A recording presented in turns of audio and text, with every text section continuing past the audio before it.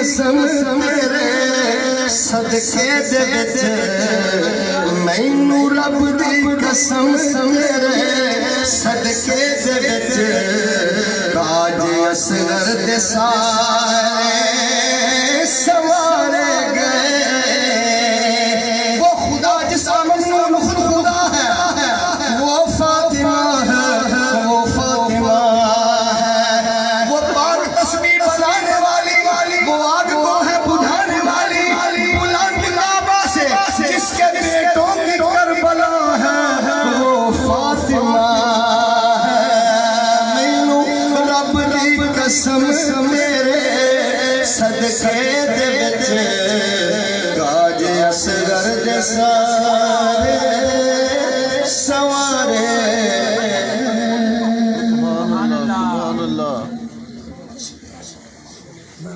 سیدہ فاطمہ زہرا سلام اللہ علیہا کا بہت اچھا میلاد ہو رہا تھا. سبحان اللہ.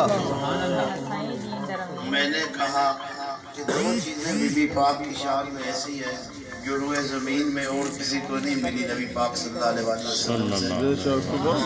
ایک تو یہ ہے کہ آپ صلی اللہ علیہ وسلم نے فرمایا کہ فاطمہ بیضۃ منی، وہ میرے جگر کا ٹکڑا ہے، اور جو اس کو غضبناک کرے میں بھی اس سے غضبناک ہوں. اللہ اکبر. اور جو دوسری چیز ہے وہ آپ نے فرمایا کہ آپ سیدۃ النساء العالمین ہیں، روئے زمین کی تمام عورتوں کی سردار ہے جنت کی. بے شک بے شک. ایک روایت میں ہے سوائے حضرت مریم کے آپ سب سے افضل، اور دوسری روایت میں حضرت مریم کا ذکر نہیں ہے، اس میں آپ ہی ہیں یار تسی سائڈ پہ بیٹھے ہم سے کر ٹک دیں. نبی پاک صلی اللہ علیہ وسلم کے بعد عورتوں میں جس کا مقام سب سے بڑا اور افضل ہے. تو سید کی جو نسل ہے یہ خاصاً سیدۃ النساء العالمین سے چلی ہے. باقی بھی جو بیٹے تھے وہ مولا علی کے تھے، لیکن صرف امام حسن حسین کو ہی جنت کا سردار کیوں کیا گیا؟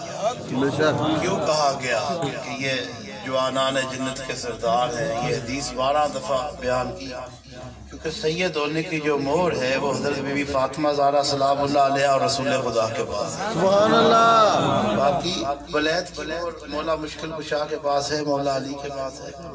ٹھیک ہے، وہ اولیاء اللہ کی جو سرداری ہے وہ اپنی جگہ پہ اپنی، اس میں واقعہ کربلا ہے، اس کے بارے میں سلطان العارفین نے لکھا ہے نا، جو لحاظ سروردہ کرتے تھے خیمے تمبو کیوں کردے ہو. اور ہمیں زیادہ اس بات کا بھی دکھ ہے کہ یہ واقعہ امت سے پیش آیا.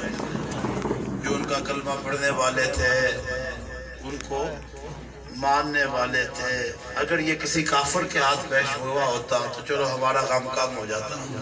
وہ کافر تھے، اللہ کو نہیں مانتے تھے، انہوں نے یہ کام کرنا تھا. لیکن جب یہ مسلمانوں سے واقعہ پیش ہوا تو اس سے ظاہر ہوا کہ کافر سے بھی منافق خطرناک ہے. بے شک. اور آپ لوگ سید ہیں، آپ لوگ حضرت امام حسن علیہ السلام نے صبر کے ساتھ خلافت کو چھوڑ دیا.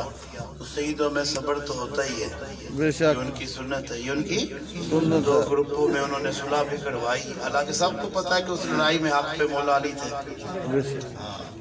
تو یہ بھی ہے کہ سید کی ایک پہچان یہ بھی ہونی چاہیے کہ وہ اپنے باپ کے دشمنوں کو دشمن سمجھے اور باپ کے دوستوں کو دوست.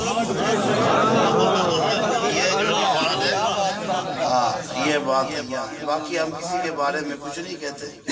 اللہ تعالیٰ سب کو درجات بلند کرے. سب کے نبی کریم صلی اللہ علیہ وسلم اور ان کی آل کا صدقہ، ان کے صحابہ کرام کا صدقہ، ان کے ہم تو منتے ہیں آپ کی آل کو بھی، آپ کے صحاب کو بھی، 55 پاکوں کو بھی، 4 یاروں کو بھی، سلطان الفقراء کو بھی، سلطان الفقراء کو بھی.